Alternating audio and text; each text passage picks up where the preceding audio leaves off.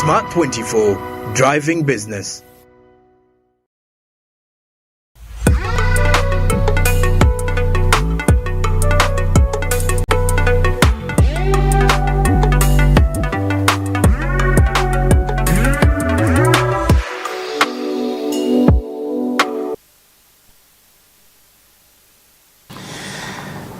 And yes, another day to be happy and get to join us into this very wonderful conversation. The time check is about 3 minutes past 9. Today is the 23rd of April 2024. Thank you. And we are back on Smart 24 TV, driving business. And this is where we get to come and discuss, get into that moment of politics and economics. You know, everyone is talking about politics that, politics this, story and the other, you know, politicians, so and that. My name is Noah Opera, and I am your host today. I have very wonderful guests. We are getting into another topic. We are going to be discussing the labor export, a continuation from the previous conversation. Last week, we got to give you highlights of what the labor export industry is really to the economy of Uganda. One of the things that we highlighted is that it contributes to over 5 to 6 billion US dollars to the economy. That is annually. And also, we have seen that over 120,000 Ugandans by 2022-2021 were living outside Uganda, contributing, working in the different sectors in the Middle East and other parts of the world. We also highlighted that Saudi Arabia had over 80% of Ugandans working there. Now, some of the things that we looked at were the challenges. Some of the things that were discussed by the guests I had then. Today, we want to have more of this conversation, focusing on the human rights risks and also policy challenges. And the guests I have today are the right people I should be introducing to the audience. I will not do the honor of introducing them. Usually I tell you that when I have adults, they speak for themselves. I'll start from the wonderful lady on my left. Please speak to us. Thank you, Noah. My name is Grace Mukwaya. I work with Platform for Labor Action. Platform for Labor Action is a national NGO that advocates for the rights of vulnerable and marginalized workers, majority of those who are in the informal sector. Thank you. Thank you. That was very brief from Grace. Let me go to, I will call you honorable. The position is honorable. So let's hear from my other guest on the far left. Yep, thank you very much. I'm not so sure how honorable I am, but my name is Lawrence Egulu. I'm Commissioner of Employment Services in the Ministry of Gender, Labor and Social Development. So I'm in charge of policy around employment issues, migration, labor rights, and among other things. I call myself an economist. Thank you. So I'm glad to be here, Noah. And Grace is a friend. So Grace is a friend. And well, when I called you and then I got in touch with Grace, I didn't know the two of you were friends. But it's an honor to have two friends come together on this very good conversation that we are going to break down to people. Uganda is a country that is developing so fast. Sometimes we want to look at that. But also the challenges are also increasing so fast and also reducing so fast. It means that the government, much as the problems are increasing, the government is working so hard to make sure that they reduce. But that doesn't stop me from, or stop us from looking at some of the issues that are raising around the labor export. Now, one of the recent stories that have just been coming out, especially this year, is that we still have Ugandans, especially in the Middle East, because that's where most of the challenges have been coming from, the Middle East, who are still denied medical attention, who are still denied, whose documents have been taken away. the Ugandans who are also facing physical abuses, and I think also that's where we shall go, where Grace is also going to get to explain to us about some of the gender issues around it. From the Commissioner, what is your comment regarding this current state of Ugandans? Are we getting better, or the situation still needs our prayers and more triple efforts? Thank you very much, Noah, and thank you very much, viewers.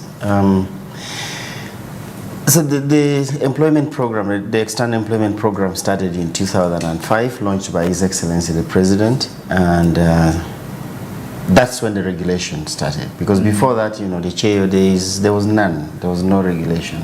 So it was free for all. You know, you just wake up, you have a relative in Scandinavia, you get up, get a passport, and you travel. You know, you have an uncle in Boston, you do the same. But then, you know, the law came into place, which ensures safe, orderly, regular migration. And that's very important because, you know, free enterprise is good, yes, but, you know, there must be a hand, and the hand of regulation, the hand of government must always be present to ensure that the excesses of the private sector are, you know, are checked. So that's when, you know, Ugandans started traveling on a regular basis, safe, orderly, regular, to Iraq, Afghanistan, Somalia. Now, those were the first three spots, simply because the American forces were withdrawing from those from those countries. So those were the first deployments. And then subsequently, when the law came into place, then, you know, we registered private recruitment companies, and then deployment started to the Kingdom of Saudi Arabia, to the United Arab Emirates, among others. And that's, you know, to agree with you, yes, the Middle East. So the bulk of our workers travel to the Middle East. And unfortunately, not all of them still go the regular way. There are still a number of them who do the shortcut. I would call it underground. There's always going to be black market. Exactly, unfortunately. And, you know, there will always be good Ugandans and bad Ugandans, who will do the wrong thing and take these unsuspecting Ugandans to sometimes non-existent jobs in the Middle East. Particularly, I mean, our main destination has been the Kingdom of Saudi Arabia and the United Arab Emirates. And unfortunately also then, those are the most vulnerable. I mean, if you have been trafficked or you went without our clearance, you know, your employer abroad also knows you are not regularly in their country. Yes. So that's where abuses also come into place. But now where we have bilateral labor agreements, you know, like with the Kingdom of Saudi Arabia, things have gone down. We have a bilateral labor agreement with the United Arab Emirates as well. We just signed one 2 weeks ago with the state of Qatar. Yesterday, my Minister of State was in Oman, met the minister counterpart in Muscat on kickstarting negotiations for another bilateral labor agreement with the Sultanate of Oman. So those regular pathways, you know, guided by, you know, a formalized agreements between Uganda and the destination country, then make it much more protective of the migrant worker who has left this country and is seeking better life abroad. So yes, there will continue to be some abuses, but the records we have has showed a significant decrease in numbers. In numbers, yes. Mr. Gesa, still about that, you told me I shouldn't call you honorable. I feel like you're honorable enough. But if you talk about the bilateral relations that are being built between Uganda and some of these countries that are offering opportunities to Ugandans, how are these bilateral relations working? What are the terms in them that Ugandans should really, you know, for someone who's planning to go to the Middle East, to be like, okay, some of these things are the things that I should understand before I go to the Middle East. The relationship between my government and Qatar, these are some of the things that if I go to the embassy, if I go to an authority, I'll remind them that this is what we have. That is the reason why I need to be protected. What are some of the things that we need to understand? No, thank you very much for that. First and foremost, with or without a diplomatic relation between a country, between Uganda and a destination country, or a a bilateral labor agreement, so political or bilateral labor agreement, people will still travel. You know, you will find Ugandans as far afield as Tasmania or, you know, the tip of South America. They will still travel looking for better job opportunities, better well-being. That's a natural trend. But of course, people also look for which are the safer countries, which are the countries where there are better employment opportunities, where I will reap better. So that is number one. But then that's also where we follow. Then as a country, we then look at the labor market of the destination country. What does it look like? What does it offer? You know, are human rights violations on the high end or on the low end? What are the salaries looking like? Are other countries in the region also present in that country? So that gives you a picture. Is that a place to go to, or is that not a place to go to? So once we know that, like now with the state of Qatar, which we signed 2 weeks ago, there were already Ugandans working in Qatar, with or without a bilateral agreement. And you know, we opened an embassy only recently as well, maybe 3 years ago. Ambassador Stephen Chebrot is the head of mission there. But so we didn't have a diplomatic relation in terms of presence. We didn't have a bilateral labor agreement, but Ugandans were already there. So what we are simply doing is now to make it safe, orderly, and regular, to ensure that, you know, salaries are good, health insurance, they have health insurance, hours of work, are they provided tickets to and from? Do they have days of rest? Are they then able to save and send back their money back home? So those kind of conditions, of course. We look at our own domestic labor laws, we look at the Qatari labor law in this case, we look at international standards, International Labour Organization, International Organization for Migration. We do benchmarking in the region, we do benchmarking within Africa and also the global situation. And then we then base our negotiations on a set of parameters. Yeah. Thank you so much. We are still assessing the current state of the labor export industry in Uganda, and of course understanding the situation of Ugandans outside Uganda. We usually in these conversations, when we talk about labor export, people so much look at the Middle East, because I think sometimes you go to the airport and you find literally 100 girls or more lined up, and all of them are going to the Middle East. We have Grace, who is an executive director for Platform for Labor. That's the organization. Grace, I know that the work that you're doing, according to your organization, you have picked keen interest in some of the work that is under labor export. What is your say on the current state of Uganda? Do you get to agree with Mr. Egulu that, you know, things are going as planned, or you feel the current state still needs triple effort? Oh, thank you, Noah. Of course, the commissioner has, as the commissioner has shared, the government of Uganda is doing a lot to ensure regular travel for labor, to ensure that it's orderly, it is productive, and the people's rights are protected. Of course, a lot has been done. Commissioner will go into that in terms of what has government of Uganda done. But on my part also, because of the opportunities this provides, it makes it an attractive sort of venture for Ugandans to travel. You'll find in terms of women, there is a very high level of unemployment even in Uganda. Yes. And also when you look at the gender issues, many women are into low-paying jobs. Even here in Uganda, you find the research of 2013, or rather 2017, 2019, they showed where the women are being paid 120,000. Their male counterparts are paid double. Of course, that is also the legacy of our absence of the minimum wage. So this is via negotiation. So many people would rather go where they know I'll earn the 800,000 or to 1 million point 5, I think now, for most of those who go into the domestic work sector.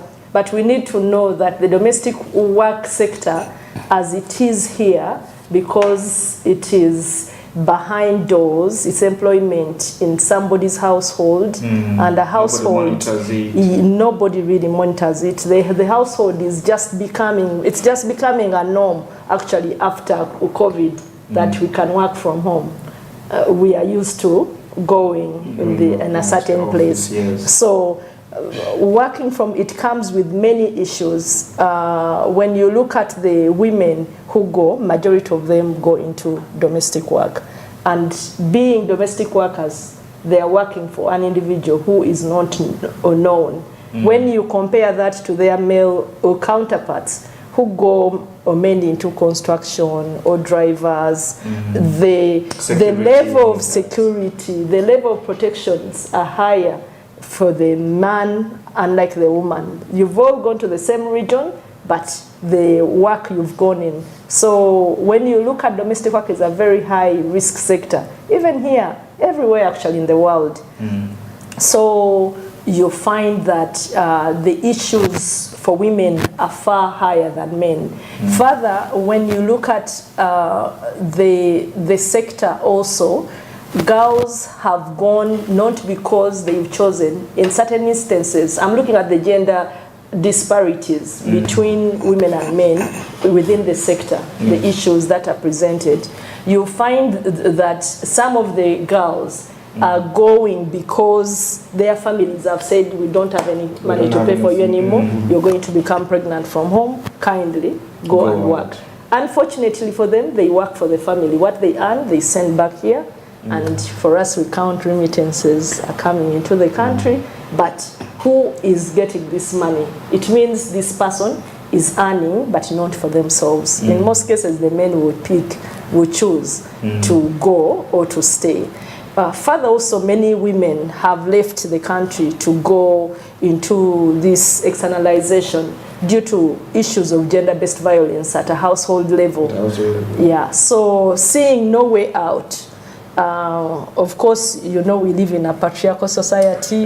Don't forget the single mothers. Are they called single mothers? Yes. Young girls that have gotten pregnant and the guy can't support. I think I've seen cases of those young women, very many of them, adding to your list that you're counting. Yes, and also if you look at the issues, why are they single mothers? In most cases, they are single mothers because there was polygamy, there was gender-based violence, there are many multiple issues, poverty at a household level, and they would rather go feed for themselves or fend for themselves.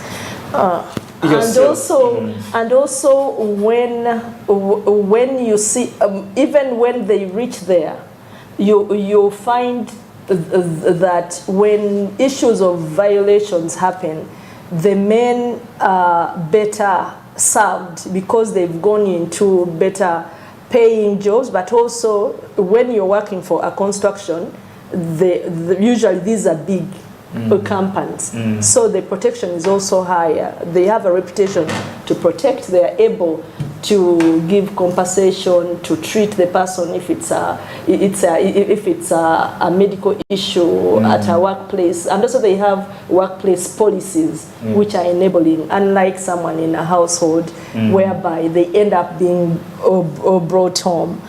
Commissioner has spoken about insurance, but in most cases, domestic workers do not have insurance. So I think it needs to be put into the law that should they go, if during this, if they're externalized and issues happen to them, usually they come back home to be served here.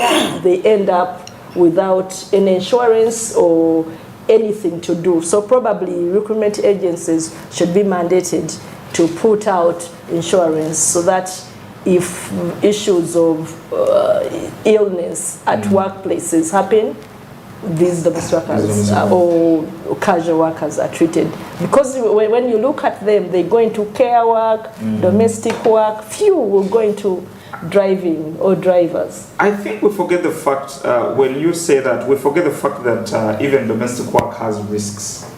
somehow A lot. maybe we're ignoring that domestic work also has risks.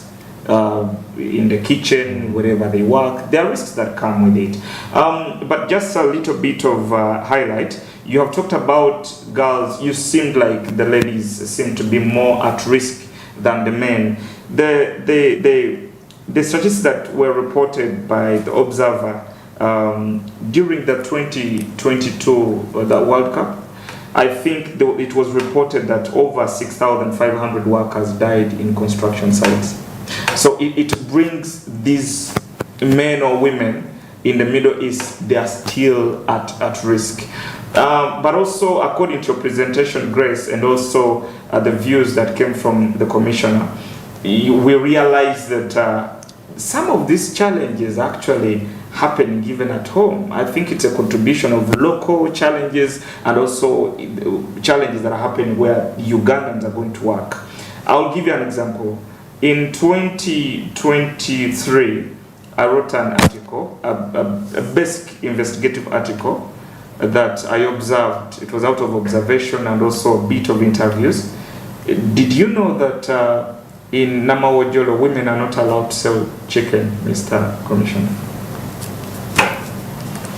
That would be fun. That would be fun. Yes, it's true. That's news. That's news. But let's.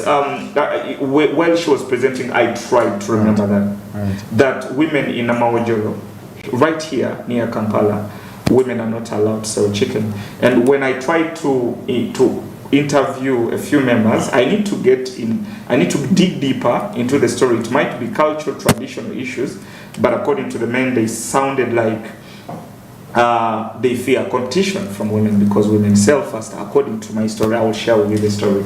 But Mr. Wapera, abakazi tebali yankuho.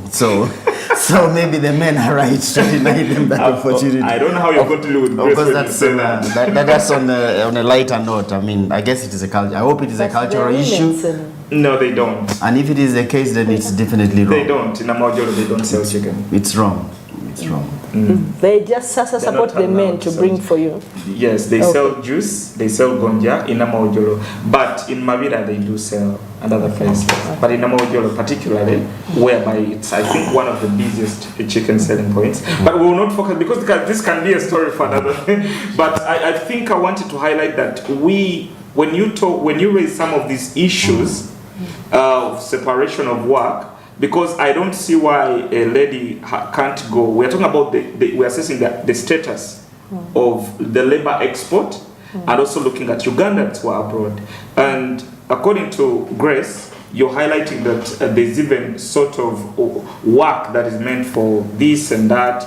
And I don't see why a woman can't drive. I think that's also still culture, the other side, because women are not allowed to drive in the Middle East, right? No, it changed. It changed.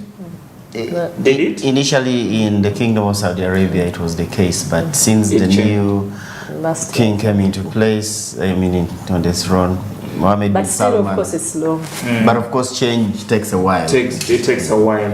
Anyways, it gets interesting. It gets interesting to look at some of these that is coming from the commissioner, and of course somebody who has experience in the labor sector. One of the things that I want to ask to Grace, one of the things that I would want to find out, when you look at the labor industry at the moment, do you find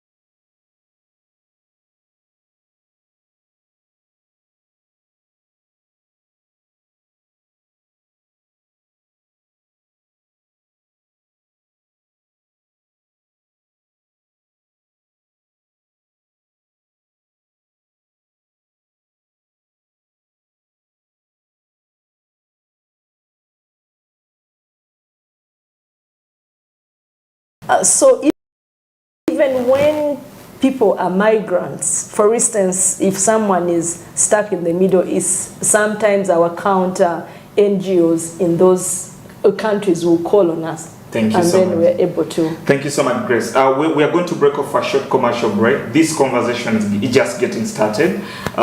We have Grace from Labour Platform, and we also have the Commissioner from Labour, from the Ministry of Gender, Labour and Social Development. This conversation is for all Ugandans. And I would expect that out there you learn something for those who are planning to travel, for those who are sending their daughters. There's some of the things that we're discussing today that the government is going to let you know that actually there are better ways to do some of the things. We'll go into a short commercial break. We'll turn. My name is Noah Opera. This is Smart 24 TV. Stay tuned.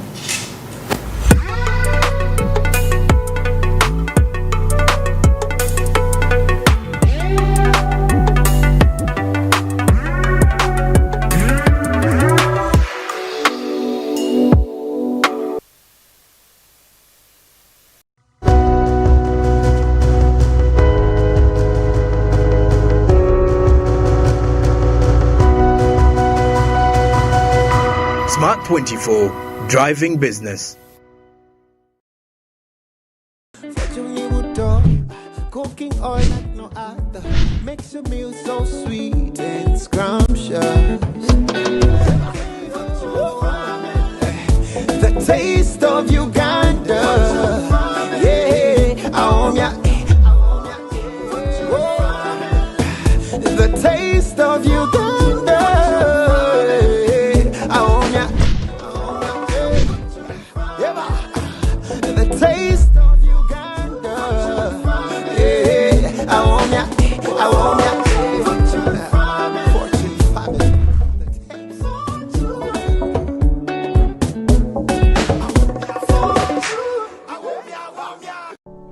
Luxury redefined at Seasan Hotel as you indulge in the splendor of elegant living fit for the royalty that you are. Step into comfort, pampering and blissful customer-centric service as you select from our range of comfy exquisite living quarters furnished to meet with your royal preference. Surrounded by scenic beauty, our tropical setting allows you to escape the glamorous ordeal of city life. Our ambient green gardens will guide you to a place of revitalizing rest. The 3-star restaurant caters to your palate, serving your choice menu ranging from exotic cuisines to local delicacies. Our chefs will serve you full-course meals for a truly out-of-this-world culinary experience. Our fully stocked bar to whet your throat, from renowned global brand whisks, brandies, gins, beers and wines to our locally celebrated beverages, you will not lack for any brewage. It's an all-new experience in the East at Seasan Hotel, so visit today at Plot 15 to 19 Spire Road, Ginger, or contact us on +256 751 719 960 and +256 785 354 614 for reservations. Seasan Hotels, luxury redefined.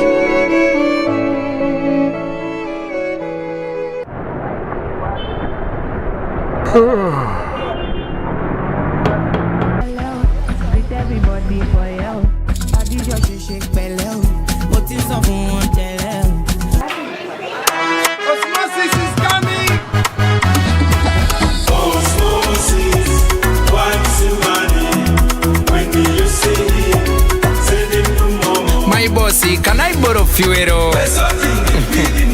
Biggie money, can I borrow renty? Manager, give me some caloni. Okay, what about 5K?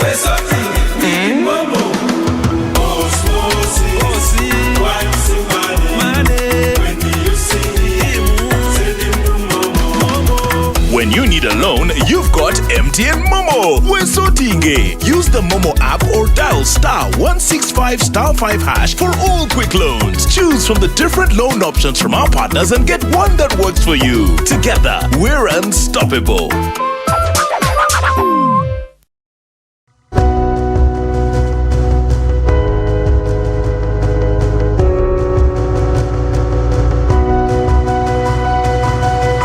Smart 24, driving business.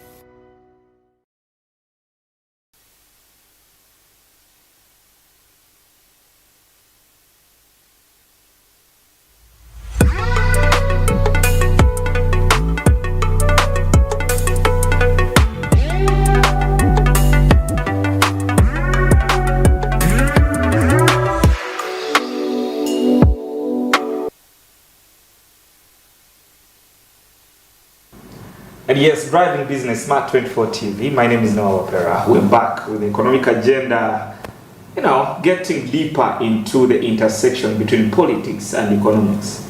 You have had a lot of noise out there. It's a good time for you to sit down and get to listen to real issues that affect the economy and also that are shaping the way of life in Uganda and across the world. What I didn't tell you is that finally traders went back to the street and they have opened up. They are working, right? I think, Mr. Gesa, are they back to the street? To their shops. Traders? To their shops, to yes. their shops, yes. But us here, we continue to work because we still need to tell you what was happening. You might be like, why are you people not striking? But no, we need to come here and give you what is happening across the world. Before we went for a short commercial break, we had Madam Grace who was highlighting some of the key things happening in our assessment of the status of the labor industry and looking at people who have gone abroad to work. So, Madam Grace, do you want to continue that part of the conversation? Yes. Thank you. Thank you, Noah. When you look at labor externalization, sometimes it turns into trafficking in persons. That is due to the bad practices in the sector. Looking at government, there is really lack of comprehensive monitoring, both at arrival of the persons in the areas of destination, but also when they return.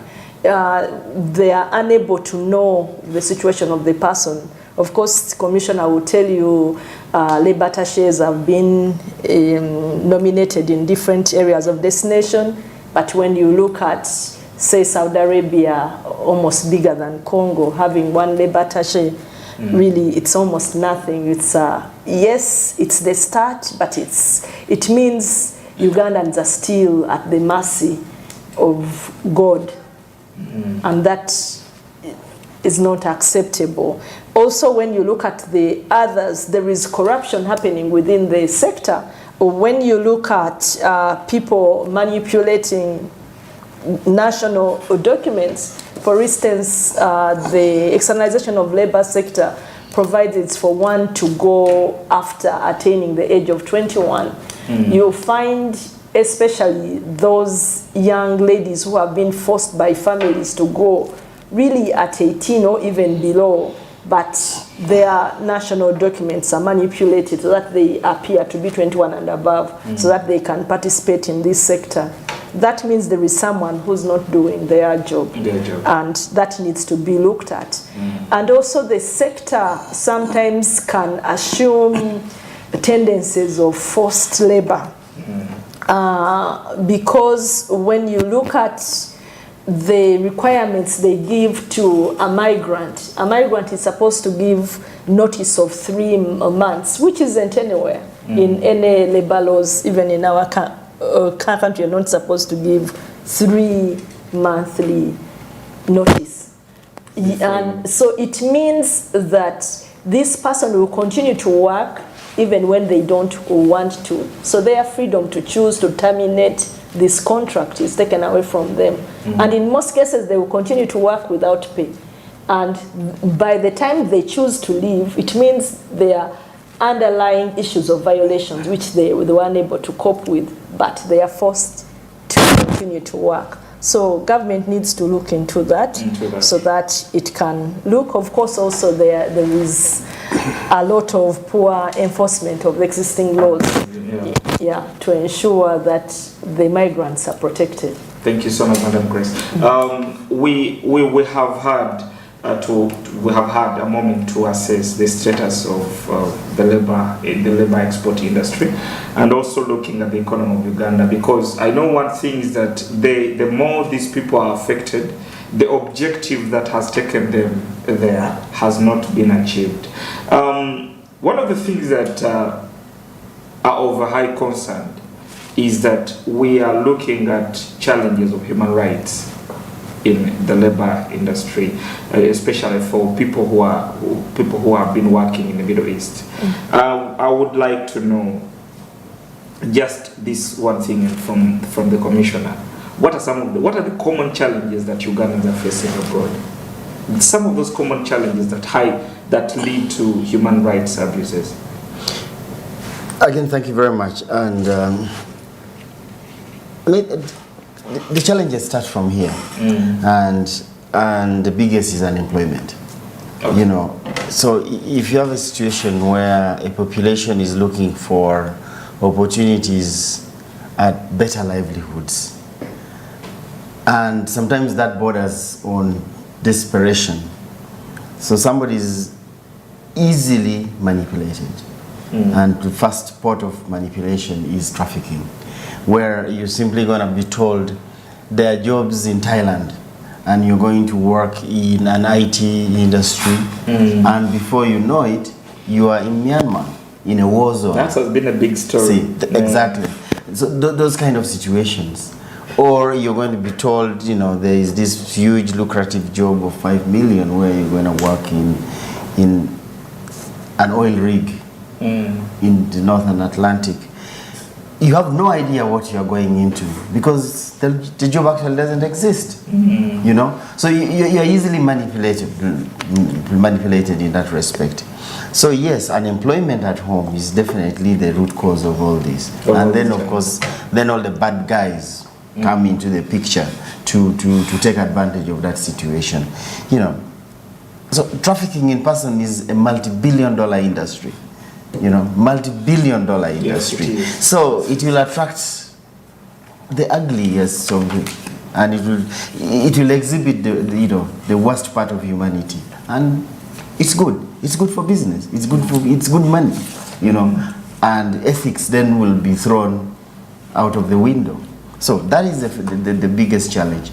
And of course, then the next thing is what Grace has mentioned, the kind of the category of migrant workers that we have. So if 80% are single mothers or people who dropped out of school, early school dropouts, victims of gender-based violence at home. So already you see a vulnerable person, you know, and a vulnerable person at home is also a vulnerable person abroad, you see. So they're easy to you perpetuate the vices on such a person. And so when such a person then doesn't get paid because they don't know their rights, much as, you know, we have training programs, and, you know, Platform for Labor Action is one of the training institutions that we have, and they're doing a great job. So a 2-week program is not enough to inculcate better work ethics, you know, all the rights, including cultural issues, religious knowledge, and financial literacy into the minds of the young girl who has traveled abroad. God forbid that they had to change their age, because the minimum age that we are allowed to travel is 21. So when you hear issues around manipulation of documents, particularly national IDs, then that is a problem which we as Ugandans are doing to our own selves. So if we are already manipulating and violating the rights of our own Ugandans in Uganda, what do you expect a foreigner to do to your migrant worker?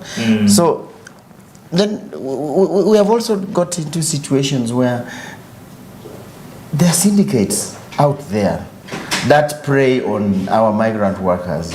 You know, they get there, you know, in Riyadh or in the Kingdom of Saudi Arabia, the minimum salary is 900 riyals. That's about 900,000 Uganda shillings. So somebody's going to dupe you and tell you, you know what, 900,000 is no money.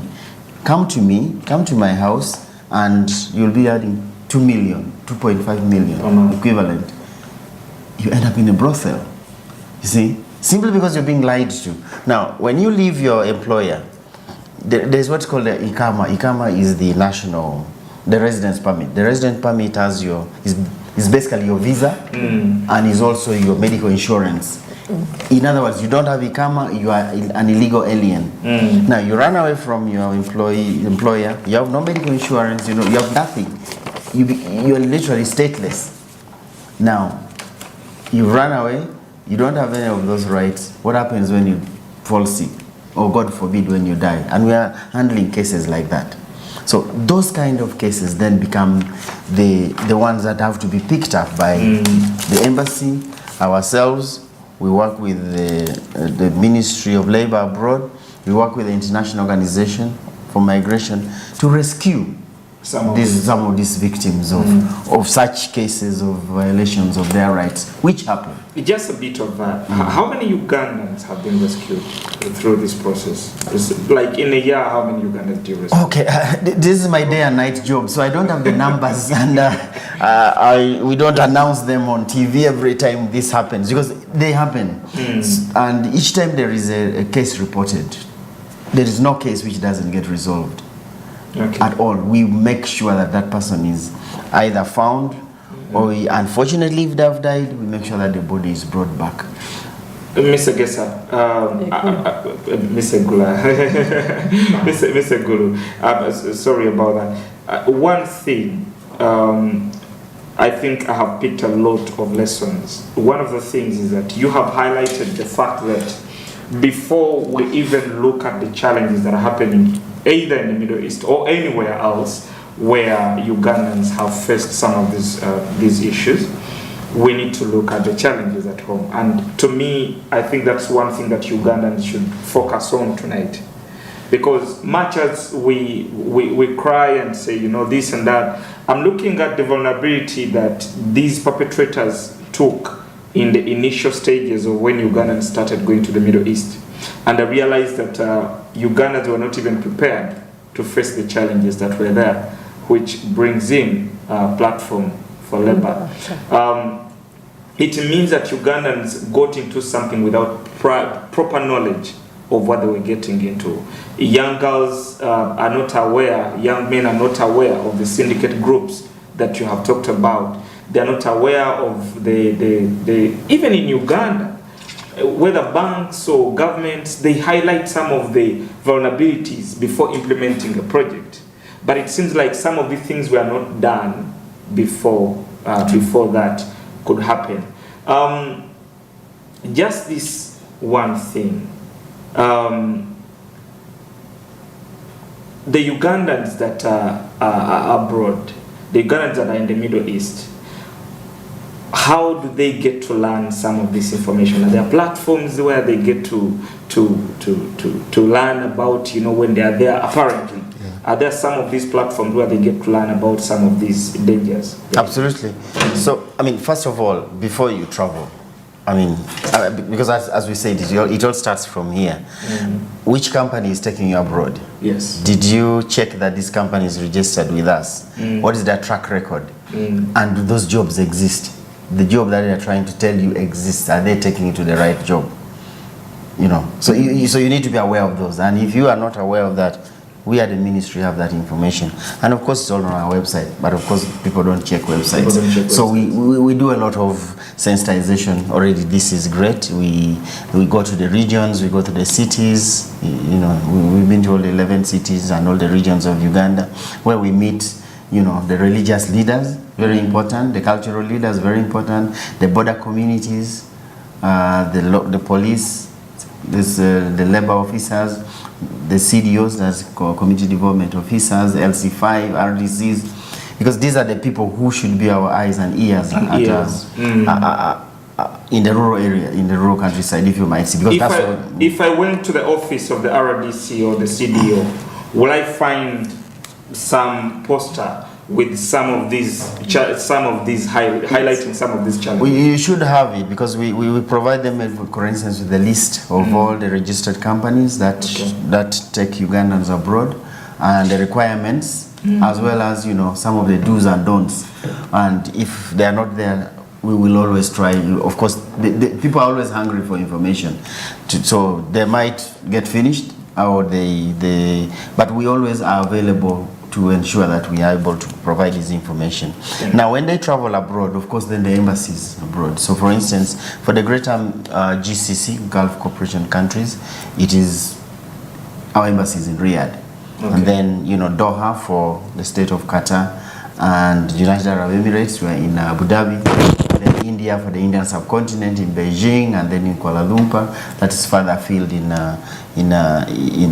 Asia. Because those seem to be the countries where there are issues. Myanmar, does it have? Myanmar is handled by our embassy in Beijing. Apparently we were hit so much in Myanmar. So yes, but unfortunately that was a story which happened. The unfortunate story which happened because of people dodging the right channels. The right channels. And trying to look for friends, because Mr. Wapera is my friend. He's going to send me to the right country and the right job. And we don't know that actually Mr. Wapera is working for an international syndicate, which is part of the trafficking ring. Well, I'm not working for an international syndicate, but this information is very key for a young man out there that is thinking, the opportunities are there. I know the vulnerability is there. I know the impatience is there. But that's going to take me to Madam Grace to look at the gender-based violations in the labor industry. You're working with the rightful organization that is working directly with the beneficiaries, and people have been challenged in this industry. Maybe we could even have some cases that if they're okay to just refer, of course, to your client's confidentiality is important, but was challenges that are connected to gender-based violations in the labor industry? There are several.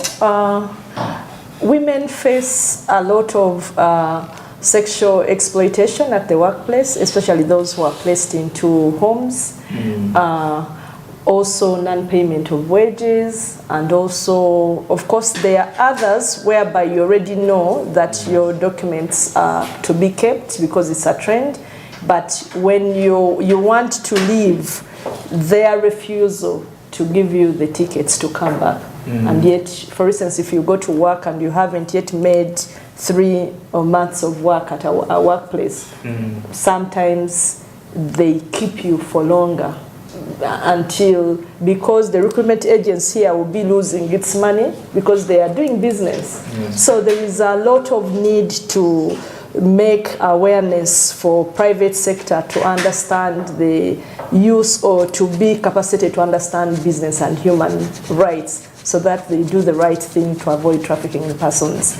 Also, when the ladies are already into the homes, Commissioner already alluded to it, the power of internet, people traffic them, they travel in the right way, get into these households, and then they are trafficked, and then they become illegal wherever they are. Then they are at the mercy of the illegal recruiters, of the masters or whoever it is. So there are several of that. In terms of here, the major issue, the major gender issue, of course, is different pay for equal work. That happens as one of the issues different genders face. You find for the same job, even in the country itself, you find a domestic worker who's a woman will be given 100,000. And then a gate man, who's also a domestic worker, is given 300,000 by the same person. So those wage disparities also exist. Then, of course, gender-based violence. When it happens in the households, most times even the domestic workers partakes into the share. I almost want to make you a host of the show so that you ask the commissioner what is being done and the issue of salary differences I almost want to make it, but let me ask on your But behalf. also you need to know we don't have a minimum wage in the country. Yeah, I mean, Which also comes to the here. commissioner. We have the commissioner, ladies and gentlemen. okay, so thank you very much. Okay, so number one, okay, for foreign workers, I mean, not foreign workers, for Ugandans working abroad, you know, our wages are pretty clear. The minimum a domestic worker gets in the Kingdom of Saudi Arabia or anywhere is 900 reals, as we said. That's about 900,000. A returnee domestic worker gets 1.2 million. The people we call domestic drivers, as we said at the beginning, women were not allowed to drive. So men were being sent, I mean, were deployed from Uganda to drive. And it still happens that homes still hire men to drive. The salary minimum is 1.2 million. Okay? Yes. Now, any other category of workers, the jobs depend. It depends. You know, in the United Arab Emirates, the minimum is 1.2 million. You know, and even in the state of Qatar, it's the same 1.2 million. Now, if you are going for security work, for instance, it will be 1.2 million as well. So that's still a minimum in the United Arab Emirates, for instance, and doesn't matter whether you're a man or woman. So at least for foreign workers, we have minimum, and the minimum doesn't discriminate whether you are male or female. Yeah, Mr. Commissioner, it's I love the way that you directed this conversation from the very start, that you highlighted the local challenges before addressing the diaspora.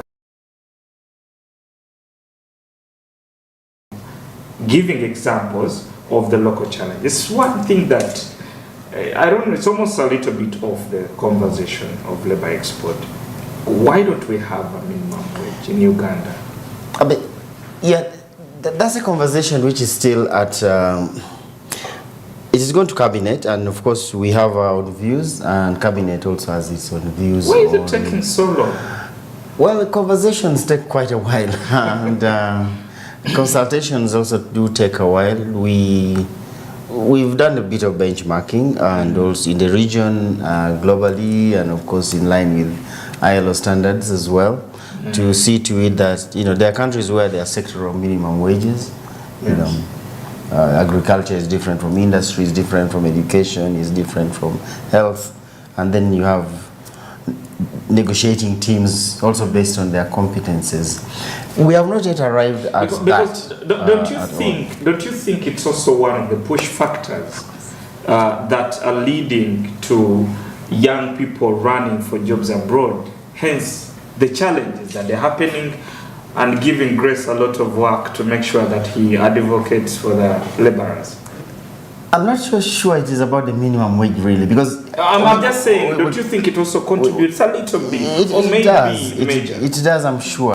Because right now, I mean, you bought statistics, the median wage in Uganda is 220,000.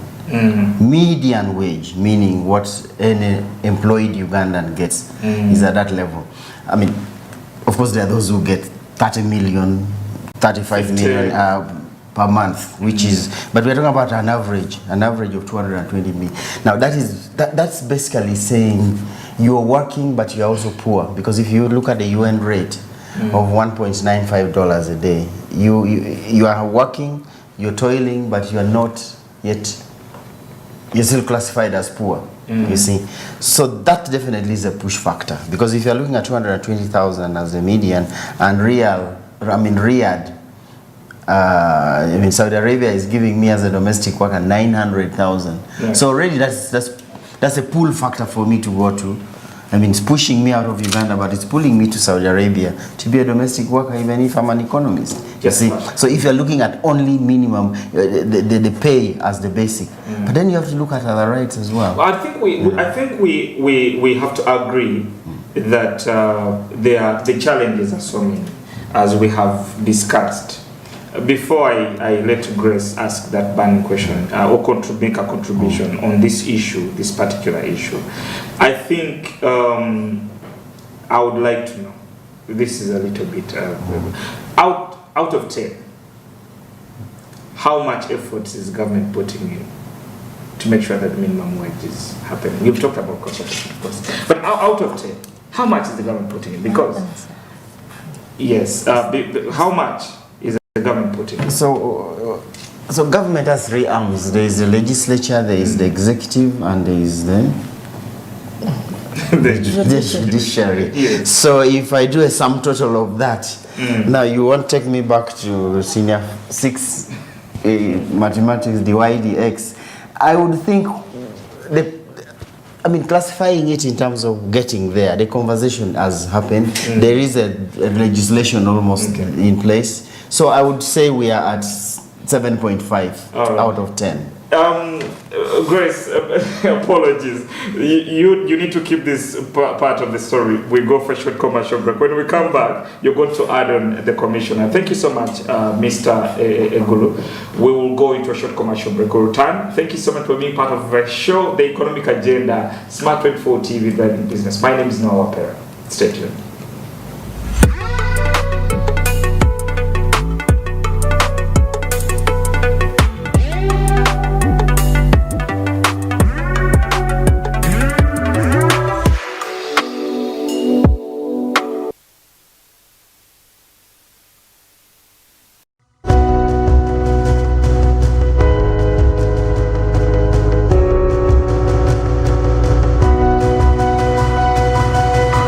Smart 24, driving business.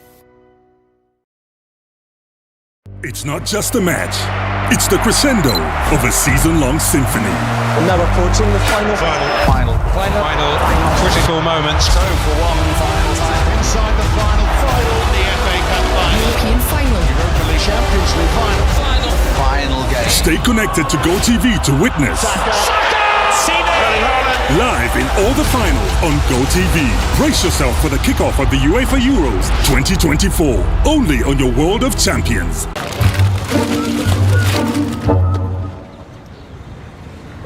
Rachel! The Queen Cobra, the password of the money, the original no spare parts, the 11th commandment, the question and the answer. Sis, I know you want money, but I'm also broke. Ah, no. Money is not an object. These days, Momo sorts me out anytime. In fact, my sister, let me also sort you out. Really? I've just sent you instructions on how to get a loan on Momo. I'm here for you.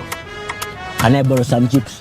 When you need a loan, you've got MTN Momo. We're Sotinge. Use the Momo app or dial *165*5# for all quick loans. Choose from the different loan options from our partners and get one that works for you. Together, we're unstoppable.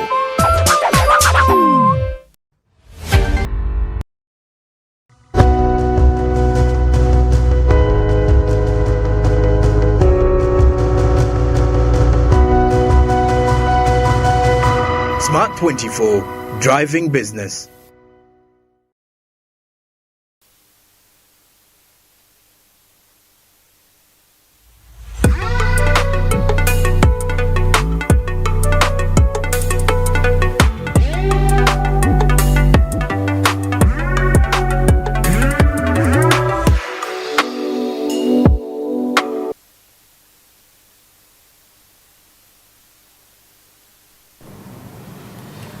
And yes, thank you so much for keeping it on Smart 24 TV, driving business. My name is Noah Pera, and labor export and Uganda economy, examining the human rights risks and policy challenges. We don't do question and answers usually. We want to have a proper conversation where you can also get participate. For those that want to be part of the show, you can go ahead on our Twitter handles. That is Smart24 TV now. Call it X. We're still in the traditional, back then when it was Twitter.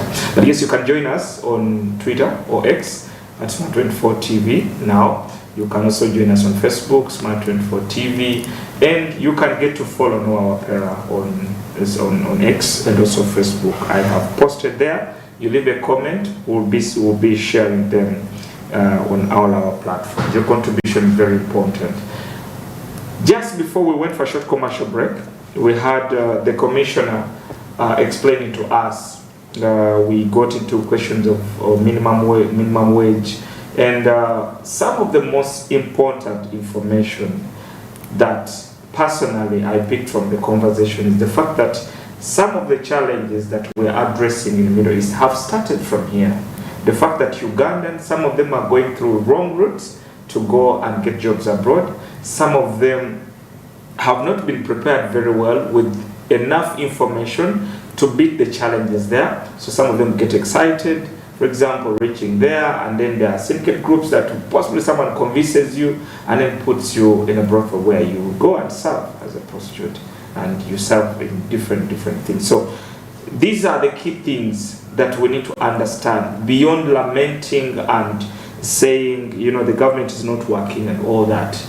Right now, I will give the opportunity to Madam Grace to continue with the conversation. Had comments on human rights still, then we'll get into our last session of the discussion. Thank you so much. Madam Grace, please. Thank you, Noah. On the comment, I would like to request or to implore the Commissioner, Labour and Employment Services to expedite the recommendations from the executive, because when the minimum wage was sent to the President to assent, he brought it back to Minister of Gender, Labour and Social Development and to UBOS, and mandated them to carry out a research to see which one is a living wage. If they can, or if Commissioner Ministry can expedite that research, probably it can inform to ensure decent employment is available for the Ugandans to happen. Because when you look at the investors in the country, many of them are paying as per whoever anybody can bargain, but we do not have a basis. And if our most vulnerable person is not given a minimum, they will definitely continue to be marginalized, because a business person will try to minimize costs for as long as possible. And in this chain of things, unfortunately, labor hasn't been respected. So we need to at least have the basics, like a minimum wage.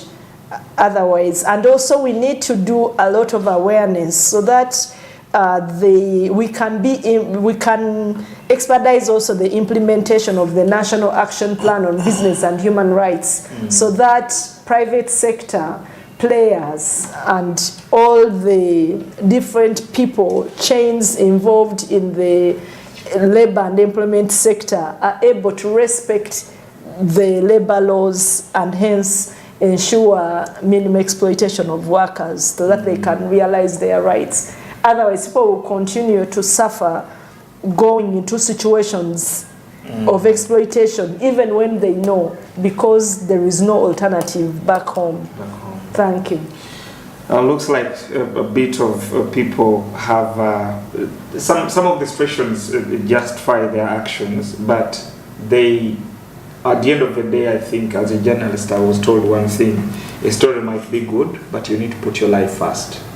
That's one thing, that's one of the principles in journalism. So you put your life first, because tomorrow you're needed. You have a family that needs you. You have people that you're going to break hearts, which should make us a little bit more cautious while we are making decisions, no matter the push factors available. What you're discussing, Madam Grace, I want to relate it to policies. We started a bit with the policies. We started a bit with some of the bilateral relationships that are being built and all that. Right now, I would like to know from Mr. Gesa, Mr. Gulu. I don't know where I'm stuck with Mr. Gesa. Mr. Gulu. I would like to know from you some of the policies that are in place that Ugandans need to know before they take some of these actions, if the policies are effectively protecting them, and if the policies are being implemented to the measure that actually, if I'm a parent, I know that. I'll give one example. Just 2 weeks ago, we were here. We had a professor who was talking about who analyzed the situation of the taxation, the IFRIS policy, the IFRIS issue, and for him, he referred it to a police crisis because, according to him, it is IFRIS it seemed like a policy, but then he said it has not been well researched. There was no consultation, and also the implementation had some issues because they were dropping it on people who didn't have prior knowledge on it.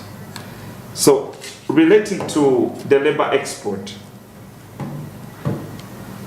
the stakeholders, the people who are going abroad, the companies that are going abroad, are they aware of the policies around labor industry? I think no. I think let's just remind the country again. Uganda is one of the probably the top-notchest country in as far as policy making is concerned. You know, if you're talking about the policy, you know, you have to look at the background to that policy. You have to have enough research, enough consultations, enough feedback, and ensure that you've covered all the stakeholders involved. I think there we are thorough. Coming up with a policy, I think we are great. It's usually at the implementation stage where we start falling short. And our falling short impinges on financing. You know, the financing is what usually puts us very, very much down. You know, for instance, on externalization of labor, we have the regulations dating back to 2005, which were revised in 2011. But, you know, we had the regulations, but if you will, I will tell you the kind of money that we were getting to implement that policy, for instance. Every quarter we were getting like 30 million Uganda shillings only. How much now, was required? what is 30 million shillings? If I have to be present in Riyadh, I have to be present in London, I have to be present in Doha, I have to rescue people, I have to be all over the country in terms of sensitization of the population. I have to enforce, you know, contracts. I have to be at the airport to ensure that traffickers are placed at bay. So you see the aspect of financing becoming a limiting factor. But yes, the regulations, the laws, the policies are very much present. So back to externalization, the mother law is the Employment Act. Then you have the externalization regulations. Then of course we have the bilateral labor agreements with the respective countries where we take our workers. And then we have the employment, the contracts, the individual contracts that these people sign, which we negotiate as well. So we make sure that there are standards placed in those contracts, so that a domestic worker, a driver, a salesperson is not exploited. But of course, it's the enforcement also abroad. You know, we have bad Ugandan employers, we have foreign employers who are also bad, or good. You know, there's always the flip side. So in every situation, you'll find challenges. But there are always negotiating teams, there are always consultations that go on, which ensure that we are able to keep on this discussion. We have the Joint Technical Committee, for instance, between the government of Uganda and the government of Saudi Arabia. We have another one with the United Arab Emirates. We have another one with now the state of Qatar. We recently formed another one with the Hashemite Kingdom of Jordan. So this keeps us going in terms of what are the hot issues that we need to keep working on so that they don't pile up. And this guide our work in as far as our relations with the foreign countries. And I mean, I tell you what, you know, we just 3 days ago we had we had a team from Ghana, we had a team from Cameroon, and another one from Malawi, coming to understand our way of doing things. It means there's something good we are doing that has attracted the attention of other countries to come and learn from us. You know, Uganda is chair of what's called the Regional Ministerial Forum for Migration, which brings together 11 countries in the Eastern Horn of Africa. And these countries have entrusted Uganda with that chair simply because they think there's a lot we can learn from that country, which is called Uganda. So this speak volume because not everybody has been able to take that chairmanship. And you know, we have a national coordination mechanism, which is, you know, within the office of the Prime Minister, and it coordinates anything migration in this country. And Kenya is probably the other country which already has a functioning national coordination mechanism, which brings together all the stakeholders around migration. So we are not the worst in the region, or let alone in the whole world. I will tell you, I actually chair a global policy network, which is under the International Organization for Migration. And we have been tasked to organize an event in Geneva in June around what it is that what makes Uganda stand out in the not only in the region but globally. So this is all recognition of our efforts that this country has put in place in as far as migration management, migration governance, and ensuring that it's safe, orderly, and regular. You talked about 30 million as to support the implementation of these policies. Is that US dollars? It was Uganda shillings, government of Uganda. But now we, with the new regulations, we've been able to get quite a bit of extra funding from the Treasury. The reason I'm talking about this is because we are looking at how much the labor export industry is contributing to the country. Now, if the policies can receive this, in the presence of the laborer's advocate, I don't know what she's going to take home if that is what is supporting a policy implementation. It is true. Even us in our industry, we believe that Uganda has very good policies on paper, but Madam Grace, do you justify the results from these policies, considering your work that you're doing? Do you think these policies are protecting the work of the labor industry? Like the commissioners said, they have potential to protect. They need to be implemented. There need to be people need to be made aware. They need to be translated into languages which are spoken at regional levels for the everyday person to understand. There needs to be partnership with civil society, with private sector, with government to ensure this implementation happens. With academia, there is a lot that can happen if they are implemented. But probably what the commissioner hasn't said in terms of migration, whereas we have the externalization migrant regulations, we do not have yet the migration policy. So it means that this arm is taking off without it being guided by our agenda at a national level, which should be the migration policy. And also, when you look at another policy gap, is even within the region, that is the East African community, we still do not have portability of our social protection funds or benefits. So what happens to someone who's far away? Yes, the conversation is starting to take place on the East African level, but we do not have, you cannot carry your benefits for social protection from, say, Saudi Arabia to Uganda. There is need to have a legal framework into which this happens so that when people work, they can benefit even in their other time when they are unable to work. So there is a lot that needs to be looked at. Even at the country level, social protection is fragmented there is need to have comprehensive social protection. There is need to have our national insurance. All these things are in the pipeline, but they've been since time immemorial. So there is need to expedite on them so that the labor sector is something, because we have very low labor standards in the country. I don't know if you saw when medical workers were on a strike, and how government responded, or during COVID time when there was denial for payment for doctors who were giving their, what were they doing, who were on clerkship or internship, internship. That showed if the epitome of society, because everybody aspires to be the doctor or lawyer. Or, okay, I'm just putting it in the context of labor. Yeah, but when children are young, they'll say, I want to be a lawyer. And there is a lot of emphasis on sciences and all that of late.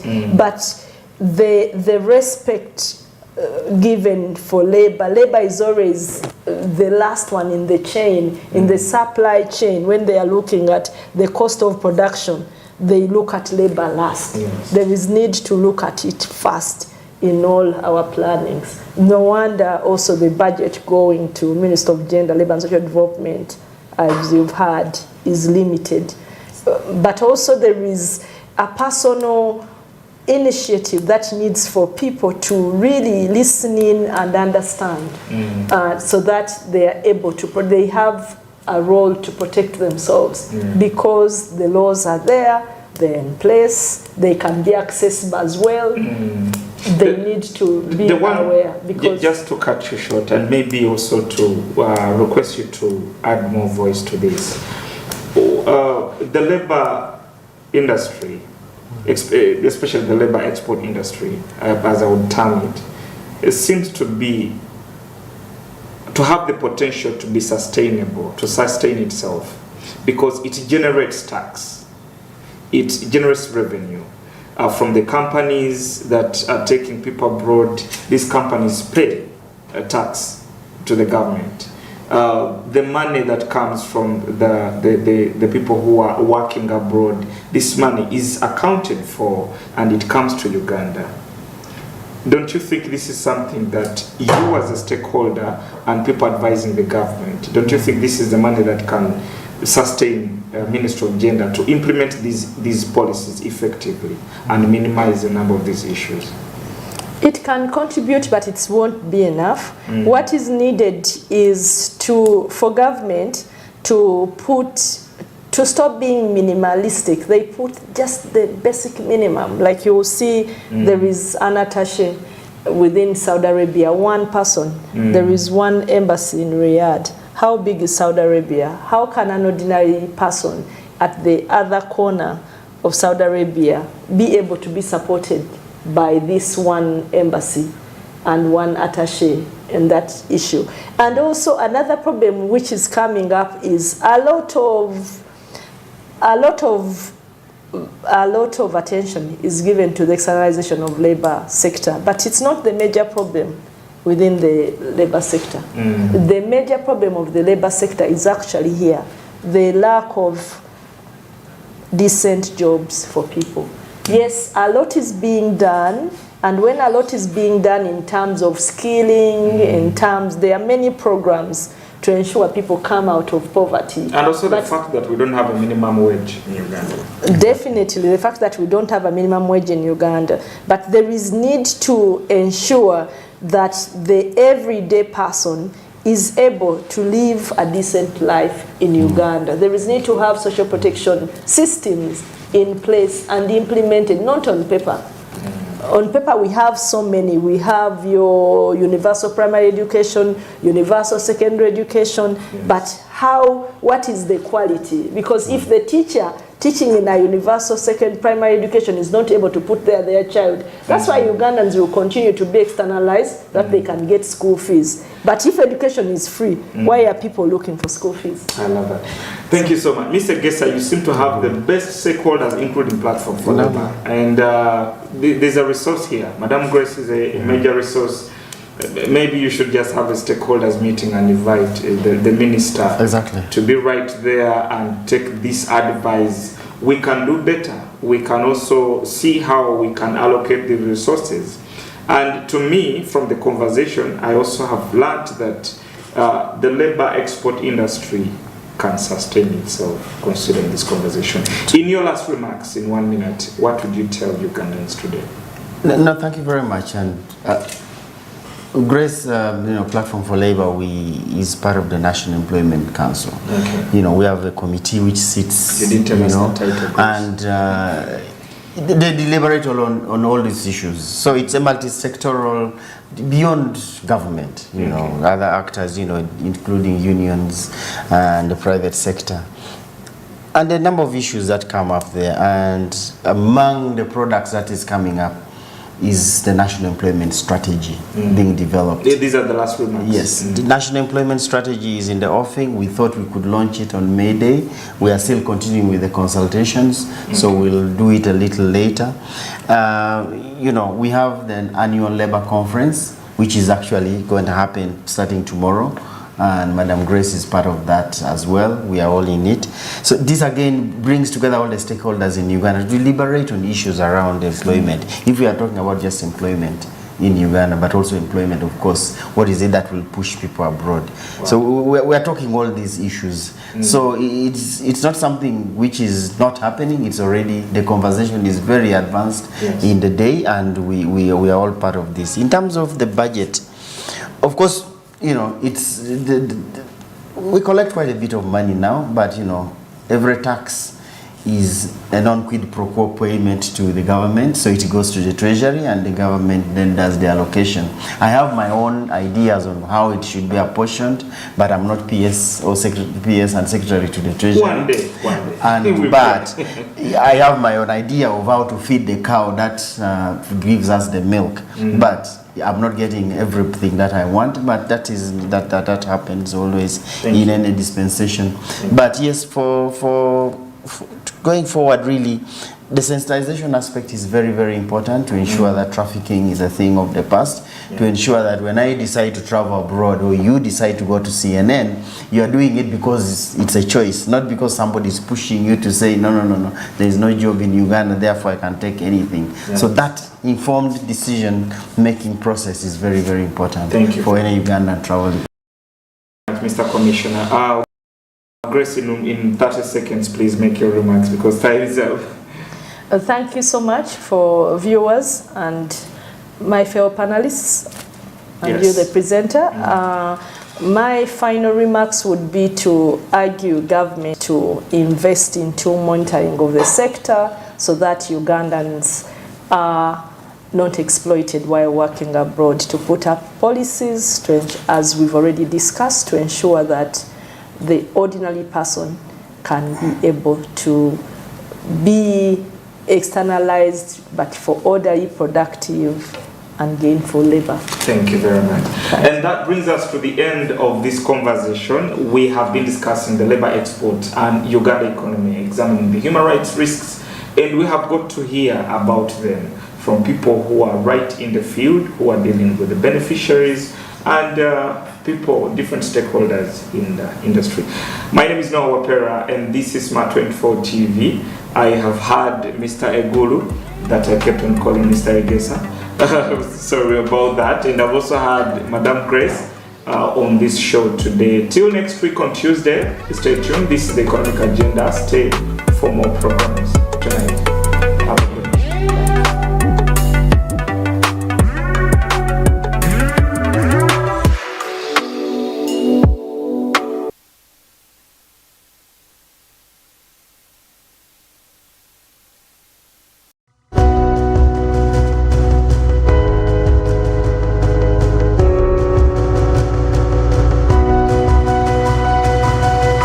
Smart 24, driving business. Luxury redefined at Seasan Hotel as you indulge in the splendor of elegant living fit for the royalty that you are. Step into comfort, pampering and blissful customer-centric service as you select from a range of comfy exquisite living quarters furnished to meet with your royal preference. Surrounded by scenic beauty, our tropical setting allows you to escape the glamorous ordeal of city life. Our ambient green gardens will guide you to a place of revitalizing rest. The 3-star restaurant caters to your palate, serving your choice menu ranging from exotic cuisines to local delicacies. Our chefs will serve you full course meals for a truly out-of-this-world culinary experience. Our fully stocked bar to whet your throat, from renowned global brand whisks, brandies, gins, beers and wines to our locally celebrated beverages, you will not lack for any brewage. It's an all-new experience in the East at Seasan Hotel. So visit today at plot 15 to 19 Spire Road, Ginger, or contact us on +256 751 719 960 and +256 785 354 614 for reservations. Seasan Hotels, luxury redefined.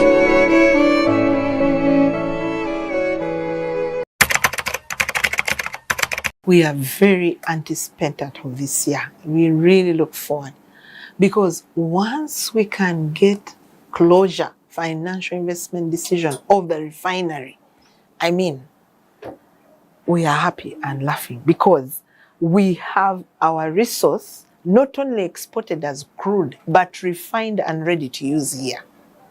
Nothing beats that. That vision of building a refinery has always been the head of state's vision, but it's a very good vision because people need to get their oil here. You need to have the fuel ready to enter your car. You can't do that with crude. So once we get financial investment decision for the refinery, then that will kickstart a totally different development, construction for the refinery. And the return on investment on that project is good for the country. One of the things, like you've seen, whenever we have been in a project, we are with joint venture partners, people with the skill and expertise. In Tilenga, we are with Total Energies. I mean, that's basically to grow our experience and expertise for in future operating, becoming an operator on our own without a joint venture. Here we are working with them, studying with them, understanding how they do things. CNOC. That's why we are with them in Kingfisher. So, how you grow expertise and skill of a young company than UNOC, joint venture partners. The other thing is training. We do a lot of training. Government has trained a lot. So training has been key. Government has trained for a very long time because they knew that this is where the direction of the country was. A lot of training has been done. But we also have on-job training. There's a lot of on-job training in UNOC. We have, like for ECOP, in UNOC, on behalf of government, has secondees working in that ECOP just for the purposes of skilling, knowledge transfer, and that kind of thing. So on-job training is very good as well. And then, actually, the other thing which is quite important, high caliber staff are actually recruited. Staff who have worked in different spaces on the globe. High caliber staff are recruited, and so when they come here, they hit the ground running.